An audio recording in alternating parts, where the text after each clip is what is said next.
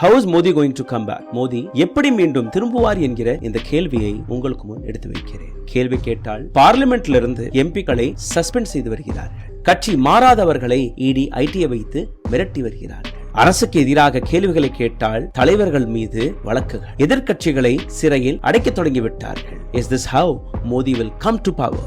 Electoral பாண்டை வைத்து கோடிக்கணக்கான டொனேஷனை வசூலித்தார். அமைச்சர்கள், எம்பி, எம்எல்ஏக்களை, மீடியாவை கையுக்குள் போடுவதற்காக ஆங்கர்களை செல்ல பிராணிகளாக மாற்ற பிஸ்கட் துண்டுகளை போட்டார்கள். ரொட்டி துண்டிற்கு ஆசைப்பட்ட கோதுமை மீடியா கேள்வி கேட்க மறந்துவிட்டது. Is this how Modi going to come to power? Modi இப்படித்தான் திரும்புகிறார். ரீஜனல் பார்ட்டிகளை உடைத்தார்கள். முடியவில்லை என்றால் கவர்னரை வைத்து முடக்க பார்த்தார்கள். அப்படியும் கண்ட்ரோலில் வராத பட்சத்தில் ED, IT, CBI mother of democracy போய் மர்டர் ஆஃப் டெமோக்ரஸியை நீங்க இன்னைக்கு பார்த்து வருகிறீர்கள். Is this how Modi will come to power? Supreme கோர்ட்டின் தீர்ப்புகளை லா ஆர் ஆர்டினன்ஸை வைத்து பிரட்டி போடக்கூடிய வேலையும் பார்த்தார்கள். கடந்த 10 ஆண்டுகளில் ஒரு முறை கூட தான் செய்த தவறுகளை ஏற்றுக்கொள்ளவில்லை. சைனா, பாகிஸ்தான் டிமானிட்டைசேஷன், ஜிஎஸ்டியை காரணம் காட்டி அனைத்துமே நாட்டுக்கு தானே என்று கூறிவிட்டார். முடியாத பட்சத்தில் அனைத்திற்கான காரணம் நெஹ்ரு என்று அவர் மீது பழியை போட்டு escape ஆகிவிட்டார்கள்.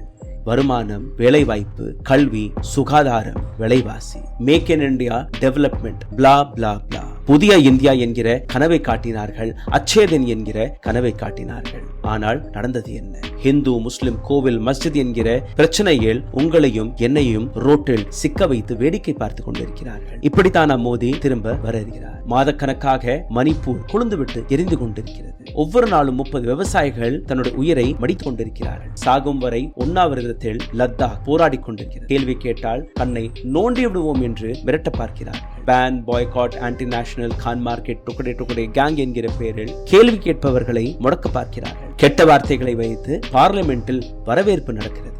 Is this how Modi will come to power? Supreme கோர்ட்டில் நடப்பதை நாம் பார்த்து கொண்டிருக்கிறோம். பெயிலருக்காக ஒரு மாணவர் திண்டாடுவதையும் பார்த்து கொண்டிருக்கிறோம். ஆப்போசிஷன் பேங்க் அக்கவுண்ட்களை முடக்கிவிட்டார்கள். Government says this is law. FDI என்கிற பெயரில் கடந்த 16 ஆண்டுகளில் அடிமட்டத்தில் இருக்கிறோம். கூச்சல் போட்டு கூவி கூவி புரோபகண்டாவை பரப்பி வருகிறார்கள். அப்கி பார் 400 பார். எந்த கேள்வி, எந்த பிரச்சனையாக இருந்தாலும் உங்களுக்கு கிடைக்கக்கூடிய பதில் இந்த முறையும் மோடி தான் வருவார் என்பது. யார் வந்தாலும் எங்களோட கேள்வி, whoever comes to power, are we losing our democracy? இந்த நாட்டில் இருக்கக்கூடிய ஜனநாயகத்தை நாம் இழந்து விட்டோமா அல்ல இழந்து கொண்டிருக்கிறோமா? உங்களுடைய ஜனநாயக உரிமையை காப்பாற்றுங்கள். உங்களுடைய ஜனநாயக உரிமைக்காக போராடுங்கள்.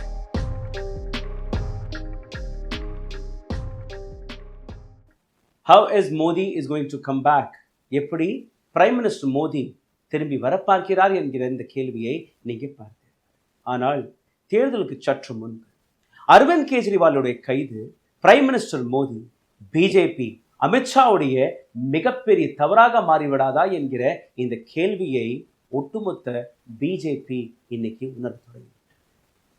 இந்தியா முழுவதும் எங்கெல்லாம் இந்தியா அலைன்ஸ் இருக்கிறது, எங்கெல்லாம் எதிர்க்கட்சிகள் இருக்கிறது, இன்னும் சொல்ல போனால் இந்த நாட்டு மக்களும் இதே கேள்வியை கேட்க தொடங்கிவிட்டார். இடியை வைத்து, ஐடியை வைத்து, சிபிஐயை வைத்து இந்த நாட்டு அரசாங்கம் யார் அவர்கள் பக்கம் திரும்பவில்லையோ அவர்களை டார்கெட் செய்ய தொடங்கிவிட்டார். இந்த இடத்தில் பொலிட்டிக்கலி எந்த முகத்தை நீங்க பார்க்கிறீர்களோ, பிஜேபியின் ஸ்டார் கேம்பெயினரை நீங்க பார்க்கிறீர்களோ, அதே ஸ்டார் கேம்பெயினர் இன்னைக்கு பயந்து போய் நிற்கிறார் என்கிற இந்த அச்சம், இந்த கேள்வி ஒட்டுமொத்த மக்கள் கேட்க தொடங்கிவிட்டார். எப்படி என்று ஒவ்வொன்றாக நீங்க பாருங்கள். 2024 ஆண்டு தேர்தல், இந்த தேர்தலுக்கான ஸ்ட்ரென்த் என்ன? ஒரு பக்கம் பிஜேபி அல்ல என்டிஏ என்று நீங்க, இன்னொரு பக்கம் இந்தியா அலையன்ஸ். ஆனால் இந்தியா அலையன்ஸிற்குள் ஒற்றுமை இருக்கிறதா என்று நீங்க பார்த்தீர்கள்னா ஏதோ ஒரு இடங்களில் ஒற்றுமை இருக்கிறது, இன்னொரு சில இடங்களில் ஒற்றுமை காணவில்லை. மாநில கட்சிகளை நீங்க பார்க்கும்போது எந்த அளவில் அவர்கள் தன்னுடைய பலத்தை எடுத்து காட்டுகிறார்களோ அதே இடத்தில் நேஷனல் பாலிடிக்ஸ் வரும்போது அவர்களை அழிக்கக்கூடிய வேலையை பிரைம் மினிஸ்டர் மோடியுடைய இந்த புதிய சதி திட்டம் வேலை பார்க்க போகிறதா என்று நீங்க புரிந்து கொள்ள வேண்டும். எந்த இடத்தில் எதிர்க்கட்சிகள் பிரிந்து போய் நிற்கிறார்களோ அது பிரைம் மினிஸ்டர் மோடிக்கு கிடைக்கக்கூடிய ஒரு மிகப்பெரிய பலமாகவும் மாறத் தொடங்கியது. அல்ல அதற்கான சிச்சுவேஷனை, சூழ்நிலையை இவர்கள் உருவாக்க தொடங்கிவிட்டார்களா என்று நீங்க பார்க்க போறீர்கள். இந்த பதிவிற்குள் போவதற்கு முன்பு ஒரு சிறிய டேட்டாவை நான் உங்களுக்கு எடுத்துக்காட்ட ஆசைப்படுகிறேன். அரவிந்தோ ஃபார்மாவுடைய டைரக்டர் இவரை 1.5 வருடத்திற்கு முன்பு என்ஃபோர்ஸ்மெண்ட் டைரக்டரேட் கைது செய்தது. இந்த கைது நடவடிக்கை நடந்த 5வது நாள் இவர் நேரடியாக 5 கோடி ரூபாய்க்கான எலக்ட்ரோரல் பாண்டை வாங்கினார். இந்த 5 கோடி ரூபாய்க்கான அதே எலக்ட்ரோரல் பாண்டை பிஜேபி என்கேஷ் செய்தது. இது மட்டுமல்ல, 2023ஆம் ஆண்டு இந்த கம்பெனியுடைய ரெவென்யூ 24,000 கோடி ரூபாயாக வளர்ந்தது. இந்த கம்பெனியுடைய நெட்வொர்த்தை நீங்க பார்த்தீர்கள், இந்த கம்பெனியுடைய வளர்ச்சியை நீங்க பார்த்தீர்கள்னா 150 நாடுகளுக்கு இந்த கம்பெனி இன்னைக்கு எக்ஸ்போர்ட் செய்து. இது மட்டுமல்ல, இந்த கம்பெனியுடைய மிகப்பெரிய வருமானம் 90% வெளிநாடுகளிலிருந்து, இன்டர்நேஷனல் மார்க்கெட்டிலிருந்து. இந்த கம்பெனியுடைய டைரக்டரான பி ஷரத் சந்திர ரெட்டி இவரை என்ஃபோர்ஸ்மெண்ட் டைரக்டரேட் கைது செய்தார்கள். இந்த கைதிற்கு பின்பு நான் ஏற்கனவே கூறியபடி 5 கோடி ரூபாய் நவம்பர் 15, 2022ஆம் ஆண்டு இவர் வாங்கினார். நவம்பர் 2021ஆம் ஆண்டு இதே பிஜேபி அதை என்கேஷம் செய்கிறது. 15ஆம் தேதி இவர் வாங்குகிறார், நவம்பர் 21ஆம் தேதி இதை பிஜேபி என்கேஷம். இதை தாண்டி நீங்க பார்த்தீர்கள்னா டெல்லி கோர்ட்டில் போய் தன்னை சரண்டர் ஆக்கியிருக்கிறார். அதாவது நான் இந்த வழக்கில் அரசு தரப்பு சாட்சியாக மாறிவிடுகிறேன் என்று சரண்டர் செய்கிறார். ஏப்ரல் 2021ஆம் ஆண்டு தொடங்கி நவம்பர் 2023ஆம் ஆண்டு வரை அரவிந்தோ ஃபார்மா கிட்டத்தட்ட 52 கோடி ரூபாய்க்கான எலக்ட்ரோரல் பாண்டை வாங்குகிறார்கள். இதிலிருந்து 66% நேரடியாக பிஜேபி பக்கம் போகிறது, அதாவது 34 கோடி ரூபாய். மீதம் இருக்கக்கூடிய 29% பணம் தெலங்கானா பேஸ்ட் பாரதிய ராஷ்டிர சமிதி பிஆர்எஸ் இடம் போகுது. இவர்கள் மட்டுமல்ல, தெலுங்கு தேசம் பார்ட்டிக்கும் ஆந்திர பிரதேசத்தில் அவர்களுக்கும் ஒரு தொகை போகுது. இதை தாண்டி நீங்க பார்த்தீர்கள்னா 5 கோடி ரூபாய் நவம்பர் மாதம் 2022ஆம் ஆண்டு, 25 கோடி ரூபாய் நவம்பர் 2023ஆம் ஆண்டு. அதே நேரத்தில் நீங்க பார்த்தீர்கள்னா நவம்பர் 17, 2023ஆம் ஆண்டு Aurobindo pharma is one of the country's top pharmaceutical company என்கிற அந்த அங்கீகாரமும் இவர்களுக்கு கிடைக்கிறது. நான் ஏற்கனவே கூறியபடி எந்த அளவில் இந்த ஒட்டுமொத்த விவகாரம் வெளிவந்தது என்று நீங்க பார்த்தீர்கள்னா, Vijay Nair acting on the behalf of the party's leader received kickback to tune 100 crores from the group. Aam Aadmi கட்சியை சார்ந்த விஜய் நாயர் வழியாக நேரடியாக 100 கோடி ரூபாய் டெல்லி எக்ஸைஸ் ஸ்கேமில் ஆம் ஆத்மி கட்சிக்கு கொடுத்ததாக இவர் ஒரு ஸ்டேட்மெண்ட்டை கொடுத்திருக்கிறார். ஆனால் இந்த ஸ்டேட்மெண்ட்டிற்கான அர்த்தம் என்பது பார்த்தீர்கள்னா, இன்னைக்கு வரை எந்த விதமான மணி ட்ரையலும் சுப்ரீம் கோர்ட்டுக்கு முன்பு அல்ல ஹைகோர்ட்டுக்கு முன்பு இதுவரை என்ஃபோர்ஸ்மெண்ட் டைரக்டரேட்டால் எடுத்துக்காட்டு. இது ஒரு பக்கம் இருக்க, இந்த நாட்டில் இருக்கக்கூடிய ஜனநாயகத்தை நீங்கள் பார்க்க வேண்டும். இந்த நாட்டில் இருக்கக்கூடிய 10 ஆண்டுகளை நீங்கள் பார்த்தீர்கள் வரும். ஏன் இந்த கைதுகள், எதற்காக இது போன்று சிக்க வைக்க பார்க்கிறார்கள் என்று இதை நீங்கள் பார்த்தீர்கள்னா, டெல்லியில் இந்தியா அலைன்ஸ் ஒற்றுமையாக நிற்கிறது. ஆனால் அதே ஆம் ஆத்மி கட்சி மற்றும் காங்கிரஸ் பஞ்சாபை பொறுத்தவரையில் அவர்கள் எதிருமாக நிற்கிறார்கள். உத்தரப்பிரதேசத்தை பொறுத்தவரையில் காங்கிரஸ் மற்றும் சமாஜ்வாதி பார்ட்டி ஒற்றுமையாக நிற்கிறது. ஆனால் அதே இடத்தில் பீகாருக்கு நீங்கள் சென்றீர்கள்னா ஆர்ஜேடி காங்கிரஸிற்கு குறைந்தபட்ச சீட்டுகளை தான் நாங்கள் கொடுப்போம் என்று ஒத்தற்காலில் நிற்கிறார். மம்தா பானர்ஜி நாங்கள் தனிச்சையாக நிற்க போகிறோம். நிதிஷ்குமார் யூட்டன் அடித்து என்டிஏவில் குதித்து விட்டார். மகாராஷ்டிராவை பொறுத்தவரையில் இதே கேள்விதான். ஓட் ஷேர் எந்த பக்கம் திரும்ப போகிறது? காங்கிரஸிற்கு அந்த இடத்தை கொடுத்து விட்டோம் என்றால் எங்களுடைய ஓட் ஷேர் பிரிந்து போகும் என்கிற அந்த அச்சம் இந்தியா அலைன்ஸில் இருக்கக்கூடிய பல்வேறு நாடுகள். சரத்பவாருடைய அரசியலை பாருங்கள், உத்தவ் தாக்கரேயுடைய அரசியலை பாருங்கள். அவர்கள் மகாராஷ்டிராவை விட்டுக் கொடுப்பார்களா? தமிழ்நாட்டை பொறுத்தவரையில் நீங்கள் பார்த்தீர்கள் கூட, தமிழ்நாட்டில் இருக்கக்கூடிய 39 தொகுதிகளில் காங்கிரஸிற்கு இடம் கிடைக்கிறது. காங்கிரஸிற்கு 10 சீட்டு தான் கொடுத்திருக்கிறார்கள். இதை தாண்டி அதாவது 50-50% பார்ட்னர்ஷிப் எங்கேயுமே கிடையாது. இந்தியா அலைன்ஸை பொறுத்தவரையில் பிஜேபி ஒவ்வொரு முறையும் எடுத்து வைக்கக்கூடிய கேள்வி, பிரைம் மினிஸ்டர் மோடியாக இருக்கட்டும் அல்ல அமித்ஷா அவர்களாக இருக்கட்டும், தன்னுடைய பொலிட்டிக்கல் ரேலியிலிருந்து அவர்கள் எடுத்து வைக்கக்கூடிய விஷயம், எங்களை தாண்டி இந்தியா அலைன்ஸில் எங்களை எதிர்ப்பதற்காக யாருமே கிடையாது. இந்தியா அலைன்ஸை பொறுத்தவரையில் நீங்க பார்த்தீர்கள்னா அவர்கள் பிரிந்து நிற்கிறார்கள். அவர்கள் விளக்கம் கொடுக்கக்கூடிய விஷயத்தை நீங்க பாருங்கள்.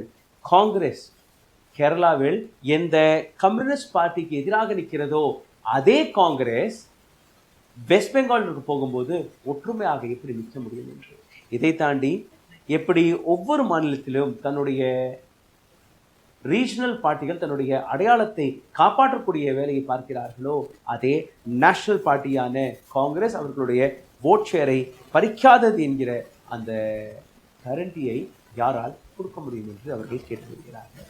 இந்த இடத்தில் அரவிந்த் கெஜ்ரிவாலுடைய கைது மிக முக்கியமான 3 கேள்விகளை எழுப்பி, இந்த 3 கேள்விகளை நீங்க மிகவும் ஆழமாக பார்க்க வேண்டும். ரீஜனல் பார்ட்டிஸ் அவர்களுடைய பலமே அந்த மாநிலத்தில் இருக்கக்கூடிய மக்கள் அவர்களை விரும்புவது மட்டும்தான். அந்த இடத்தையும் அவர்கள் விட்டு கொடுத்து விட்டால், இந்தியா அலைன்ஸ் என்கிற அந்த அடையாளத்தை வைத்து அவர்கள் தேர்தலில் களமிறங்க தொடங்கிவிட்டால் அவர்களுடைய அடையாளம் அழிந்து போகும். லோக்சபா தேர்தலில் இதை நீங்க சாத்தியப்படுத்தி பார்க்கலாம். அதாவது லோக்சபா தேர்தலும் போது நாங்கள் பிரித்து கொடுக்கணும், ஆனால் அசம்பிளி தேர்தலும் போது இதே ஃபார்முலா நடக்குமா என்கிற கேள்வியை கேட்டீர்கள்னா, அந்த இடத்தில் ரீஜனல் பார்ட்டிஸ் தன்னை பிக் பிரதர் ஆட்டிடியூடில் எடுத்து வைக்கிறார்கள். லோக்சபா தேர்தலும் போது நேஷனல் பார்ட்டிகள் தன்னை பிக் பிரதர் ஆட்டிடியூடில் எடுத்து வைக்கிறார்கள். உதாரணத்திற்கு நீங்க பார்த்தீர்கள்னா, அகிலேஷ் யாதவ் உத்தரப்பிரதேசத்தில் அவர் தன்னுடைய மதிப்பை எடுத்து காட்டுவார். தேஜஸ்வி யாதவ் பீகாரில் அதே போன்று தன்னுடைய இம்பார்ட்டன்ஸை எடுத்து காட்டுவார். உத்தவ் டாக்கரே மகாராஷ்டிராவில், எம்.கே. ஸ்டாலின் தமிழ்நாட்டில், இதே போன்ற அந்த பட்டியலை நீங்க பார்க்க வந்தீர்கள்னா, காங்கிரஸ் இருக்க எந்த இடத்தில் அந்த அங்கீகாரம் அந்த அடையாளம் கிடைக்கும் என்று நீங்க பார்க்கும்போது எங்கேயுமே கிடைக்காது. ஆனால் இது பிரைம் மினிஸ்டர் மோடி பிஜேபிக்கு ஒரு மிகப்பெரிய லாபத்தை தேடி கொடுத்து வருகிறது. ஆனால் இது சரியா என்று நீங்க பார்த்தீர்கள்னா நிச்சயமாக கிடையாது. நீங்க இன்னொரு ஆங்கிளில் இதை பார்க்க வேண்டும். சீஃப் மினிஸ்டர் ஆஃப் ஸ்டேட், நீங்க சீஃப் மினிஸ்டராக இருந்தால் என்ன, ஒரு அமைச்சராக இருந்தால் என்ன, எம்பியாக இருந்தால் என்ன, இல்லை ஒரு கட்சியின் மூத்த தலைவராக இருந்தால் தான். அப்படி டெல்லியில் இருக்கக்கூடிய சென்ட்ரல் கவர்மெண்ட் உங்கள் மீது ஒரு கடுமையான பார்வையை எடுத்து வைத்து விட்டால், நீங்க யாராக இருந்தால் கூட பரவாயில்லை, ஏஜென்சிகளை வைத்து, சென்ட்ரல் ஏஜென்சிகளை வைத்து உங்களை முடக்கக்கூடிய வேலையை பாருங்கள். Sitting chief minister of Delhi டீலருக்கு ஒத்துக்கொள்ளவில்லை. அதாவது எங்கள் பக்கம் நீங்க இருந்தீர்கள்னா உங்கள் மீது இருக்கக்கூடிய வழக்குகளை நாங்கள் விட்டு விடுவோம், உங்கள் மீது எந்த விதமான அலிகேஷனும் எடுத்து வைக்கப்படாது, உங்கள் மீது இருக்கக்கூடிய வழக்குகளையும் நாங்கள் முறித்து விடுவோம். ஆனால் எங்களுக்கு நீங்க கண்ணை காட்டீர்கள்னா, எங்களிடம் நீங்க கேள்விகளை கேட்டீர்கள்னா உங்களை சிறையில் அடைப்பது மட்டும்தான் எங்கள் கையில் இருக்கக்கூடிய அந்த வழி என்று ஒரு எக்ஸாம்பிளை செட் செய்திருக்கிறார். அரவிந்த் கெஜ்ரிவால் மட்டும்தானா? கிடையாது. இதற்கு முன்பு ஜார்க்கண்டின் சீஃப் மினிஸ்டரான ஹேமந்த் சோரன் அவர்களையும் இதே பிஜேபி இதே சென்ட்ரல் ஏஜென்சிகளை வைத்து கைது செய்திருக்கிறது. டெல்லியை பொறுத்தவரையில் இந்த தருணத்தில் 62 சீட்டுகள், அதாவது மொத்த சீட்டுகள் 70 அசம்பிளி தொகுதியில், அந்த 70லிருந்து 62 சீட்டுகள் ஆம் ஆத்மி கட்சி கையில் இருக்கிறது. இதற்கு முன்பு நீங்க பார்த்தீர்கள்னா 67 சீட் ஆம் ஆத்மி கட்சியில் இருந்தது. இதற்கு முன்பு எந்த அரசியல் கட்சிக்குமே இந்த அளவில் மெஜாரிட்டி, இந்த அளவில் ஓட், இந்த ஒட்டுமொத்த இந்தியாவை நீங்க எடுத்து பாருங்கள், ஒட்டுமொத்த இந்தியாவில் இருக்கக்கூடிய அரசியல் வரலாற்றை எடுத்து பார்த்தால் கூட ஆம் ஆத்மி கட்சிக்கு கிடைத்த அந்த ஓட்டை போன்று வேறு எங்கேயுமே எந்த கட்சிக்குமே கிடைக்கவில்லை. இதிலிருந்து பிஜேபி பயந்து போய் நிற்கிறதா, அல்ல இதை தாண்டி அவர்கள் கையில் இருக்கக்கூடிய இன்னொரு ஆயுதம், நாங்க யார் எங்களுக்கு எதிராக நிற்கிறார்களோ, யார் எங்களை கேள்வி கேட்கிறார்களோ அவர்களை விட்டு வைக்கக்கூடாது. 2024ஆம் ஆண்டு தேர்தலுக்கு பின்பு இந்த நாட்டில் எந்த மாநில கட்சியும் உயிர் வாழக்கூடாது என்கிற அந்த நோக்கத்துடன் பிஜேபி இயங்கிக் கொண்டிருக்கிறார். இந்த இடத்துல நீங்க பார்த்தீர்கள்னா 2024ஆம் ஆண்டு தேர்தலுக்கு முன்பு ஒட்டுமொத்த இந்தியா அலைன்ஸ் மட்டுமல்லாமல் சின்ன சின்ன ரீஜனல் பார்ட்டி, சப்போர்ட்டிங் பார்ட்டிஸ் அனைத்து நபர்களுமே இன்னைக்கு ஒன்று கூடி விட்டார்கள். இந்த மம்தா பானர்ஜி ஒரு மாதத்துக்கு முன்பு நாங்கள் இந்தியா அலைன்ஸுடன் சேர்ந்து இந்த சீட் ஷேரிங் எல்லாம் நாங்கள் வேலை பார்க்க மாட்டோம் என்று கூறினாரோ, இன்னைக்கு அதே வெஸ்ட் பெங்காலில் மம்தா பானர்ஜியோடைய பல அமைச்சர்கள் வீட்டில் இன்னைக்கு இடி ஐடியோடைய ரெய்ட் நடந்து கொண்டிருக்கிறது.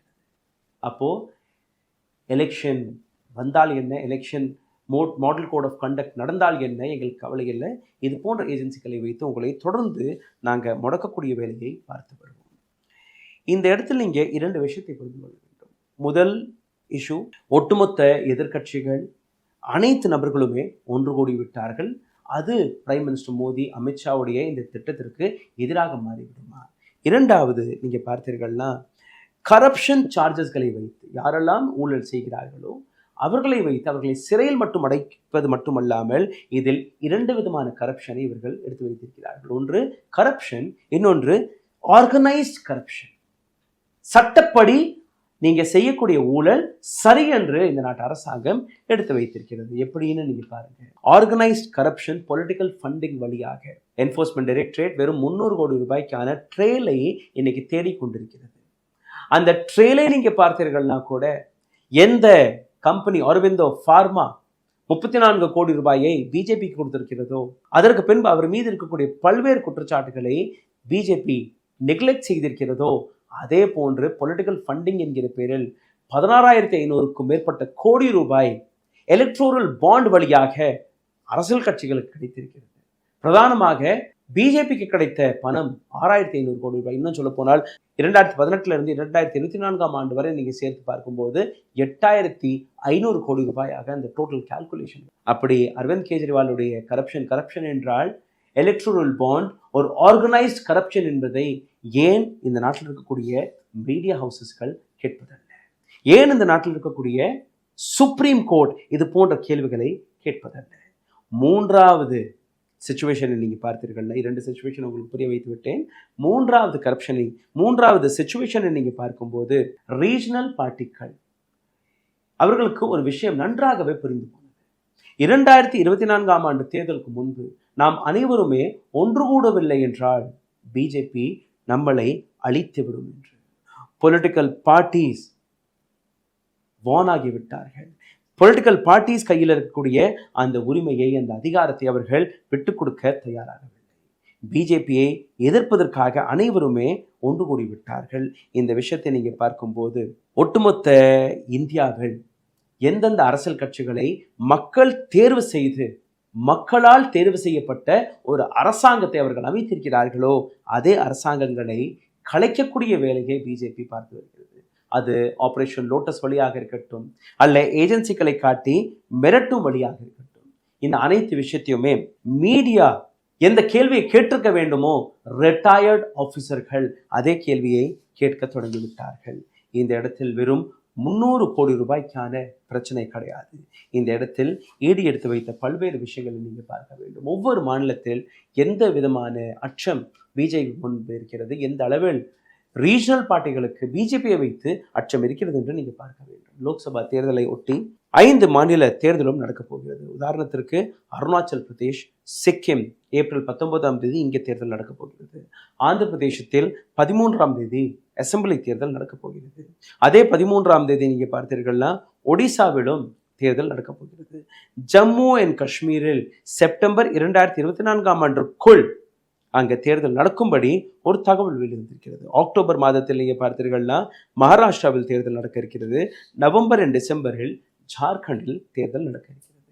அடுத்த வருஷம் அதாவது 2025ஆம் ஆண்டு டெல்லியிலும் இந்த தேர்தல் நடக்க இருக்கிறது. அப்போ இங்க இருக்கக்கூடிய ரீஜனல் பார்ட்டிஸ்களை நீங்க பார்க்கும்போது ரீஜனல் பார்ட்டிகளையும் நசுக்கிவிட்டு பிஜேபி அந்த இடத்தில் அல்ல நேஷனல் பார்ட்டிகள் அந்த இடத்தில் அமரக்கூடிய வேலையை பார்த்து வருகிறார்கள். நீங்க பார்த்தீர்கள்னா இந்த விஷயத்தை தான் இன்னைக்கு ரீஜனல் பார்ட்டிகள் உணர்ந்து விட்டது. சென்னையிலிருந்து ஒரு காட்சி வெளியாகி இருக்கிறது. இந்த காட்சியை நீங்க பார்த்தீர்கள்னா அந்த கரகோஷங்களை நீங்க கேட்டீர்கள்னா உங்களுக்கு புரிய வரும். நாங்க ஒற்றுமையாக நிற்கிறோம். அரவிந்த் கெஜ்ரிவாலுடைய கைதை நாங்க எதிர்க்கிறோம். இதை ஆம் ஆத்மி கட்சி நடத்தவில்லை, இதை டிஎம்கே நடத்தி இருக்கிறது. நாங்க அனைவருமே ஒன்று கூடி விட்டோம், எச்சரிக்கையாக இருங்கள் என்கிற அந்த விஷயத்தை டிஎம்கே எடுத்து வைத்திருக்கிறது. இந்த காட்சிகளை பாருங்கள். சார்பாக ரயில்வே ஜெனரல் மேனேஜர் அலுவலகத்துக்கு முன்பு மத்திய ஒன்றிய அரசை எதிர்த்து போராட்டம் நடக்கிறது. இப்பொழுது போராட்டத்தை கோஷபதி கவி அவர்கள் தொடங்குவார். ஆர்ப்பாட்டம் ஆர்ப்பாட்டம் ஆர்ப்பாட்டம் ஆர்ப்பாட்டம் கண்டன ஆர்ப்பாட்டம் ஆர்ப்பாட்டம் ஆர்ப்பாட்டம் ஆர்ப்பாட்டம் ஆர்ப்பாட்டம் கழக தலைவர் ஆணை ஏற்று கழக தலைவர் ஆணை ஏற்று ஆர்ப்பாட்டம் ஆர்ப்பாட்டம் திமுகவின் ஆர்ப்பாட்டம் கண்டிக்கிறோம் கண்டிக்கிறோம் கண்டிக்கிறோம் கண்டிக்கிறோம் உண்மையாக கண்டிக்கிறோம் டெல்லி முதல்வர் கெஜ்ரிவாலை டெல்லி முதல்வர் கெஜ்ரிவாலை டெல்லி முதல்வர் கெஜ்ரிவாலை கைது செய்த ஒன்றிய அரசை கைது செய்த ஒன்றிய அரசை கண்டிக்கிறோம் கண்டிக்கிறோம் உண்மையாக கண்டிக்கிறோம் ஒன்றிய அரசே ஒன்றிய அரசே ஒன்றிய அரசே ஒன்றிய அரசே பழி வாங்காதே பழி வாங்காதே பழி வாங்காதே பழி வாங்காதே. தமிழ்நாட்டிலிருந்து வெளிவந்த காட்சி மட்டுமல்ல, இதே போன்ற காட்சிகள் மும்பையிலிருந்து வெளிவந்திருக்கிறது, லக்னோவிலிருந்து வெளிவந்திருக்கிறது, பட்னாவிலிருந்து வெளிவந்திருக்கிறது. இந்த அனைத்து நபர்களுமே நவீன் பட்நாயக்காக இருக்கட்டும், மம்தா பானர்ஜியாக இருக்கட்டும், ஹேமந்த் சோரேனாக இருக்கட்டும், அரவிந்த் கெஜ்ரிவாலாக இருக்கட்டும், எம்.கே. ஸ்டாலினாக இருக்கட்டும், சரத் பவாராக இருக்கட்டும், உத்தவ் டாக்கரேவாக இருக்கட்டும், ஒரு சில சின்ன சின்ன கட்சிகளை ஒன்றிணைத்து இன்னைக்கு டிஎம்கே நாங்கள் 50க்கும் மேற்பட்ட கட்சிகள் ஒன்றிணைந்து விட்டோம் என்று கூறுகிறார்களே. ஆனால் அதே நேரத்தில் எந்த ரீஜனல் பார்ட்டிகள் ஒவ்வொரு மாநிலத்திலும் எந்த அளவில் பவர்ஃபுல் ஸ்டேஜில் இருக்கிறார்களோ அவர்கள் இருக்கும் வரை பிஜேபியால் அந்த மாநிலத்தில் எதுவுமே செய்ய முடியாது என்கிற அந்த உணர்வை அவர்கள் உணர்ந்து விட்டார்கள். வரக்கூடிய 2024ஆம் ஆண்டு தேர்தல், இதற்கான முடிவு எப்படி இருக்கும் என்று நீங்க பார்த்தீர்கள்னா, அப்படி பிஜேபி மீண்டும் ஒரு முறை வெற்றி பெற்று விட்டது என்றால் எந்த வழியில் பிரைம் மினிஸ்டர் மோடி இந்த நாட்டை ஆள பார்க்கிறார் என்று நீங்க புரிந்திருப்பீர்கள். அப்படி அது சாத்தியமாகிவிட்டால் எண்ட் ஆஃப் டெமோக்ரஸி, இந்த நாட்டு ஜனநாயகத்தை ஆழமாக ஒரு குழியை தோண்டி புதைத்து விடுவார்கள். சிந்தித்து பாருங்கள். இந்த வீடியோ உங்களுக்கு பிடித்திருந்தால் தயவு செய்து இதை பகிருங்கள். இந்த நாட்டு மக்களாவது இந்த நாட்டு அரசாங்கத்தை பார்த்து கேள்விகளை கேட்க வேண்டும். ஊடகத்தை விலை கொடுத்து வாங்கிவிட்டார்கள்.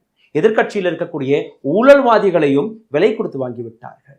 யாரெல்லாம் பிஜேபியுடன் கைகோர்த்து விட்டார்களோ அவர்கள் மீது இருக்கக்கூடிய வழக்குகளை முறித்து விட்டார்கள். எதிர்க்கக்கூடிய அரசியல்வாதிகள், அது லாலு பிரசாத் யாதவாக இருக்கட்டும், கேஜ்ரிவாலாக இருக்கட்டும், மணிஷ் சிசோடியாவாக இருக்கட்டும், கவிதாவாக இருக்கட்டும், அல்ல சஞ்சய் சிங் போன்ற நபர்களாக இருக்கட்டும், ராகுல் காந்தியை நீங்க எடுத்துக்கொள்ளுங்கள், அதே நேரத்தில் மஹுவா மொய்த்ரா அவர்களை எடுத்துக்கொள்ளுங்கள்.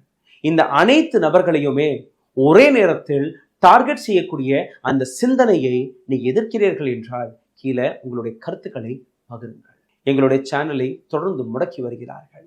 எங்களுடைய பொருளாதாரத்தையும் முடக்கி வருகிறார்கள். எங்களுடைய சேனல் இது போன்ற பல்வேறு சின்ன சின்ன சேனல்கள் வழியாக உங்களிடம் தைரியமாக பத்திரிகையாளர்கள் தொடர்ந்து எழுதி கொண்டிருக்கிறார்கள். எஸ்பிஐ வழக்காக இருக்கட்டும், எலக்ட்ரல் பாண்டாக இருக்கட்டும், அல்ல அரவிந்த் கெஜ்ரிவாலுடைய இந்த கைதாக இருக்கட்டும், ஒவ்வொரு நாளும் கோதி மீடியாவில் இருந்து உங்களுக்கு இது போன்ற செய்திகள் வருவதல்ல, எங்கள் போன்ற சின்ன சின்ன ஊடகங்கள் வழியாக தான் வருகிறது. ஆகையால் எங்கள் போன்ற சின்ன சின்ன ஊடகங்களுக்கு உதவும்படி நீங்க முன் வர வேண்டும்.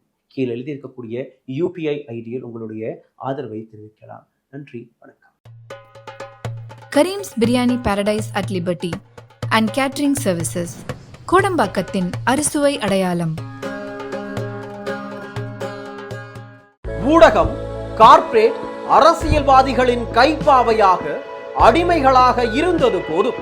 இனி சாட்டை எடுத்து சுழற்றும் நேரம் வந்துவிட்டது. ஊடகம் பொதுமக்களாகிய உங்களுக்காக, உங்களாலேயே இயக்கப்பட வேண்டும். ஊடக சுதந்திரத்திற்காக உங்களின் பங்களிப்பை இன்றே அளித்திடுங்கள்.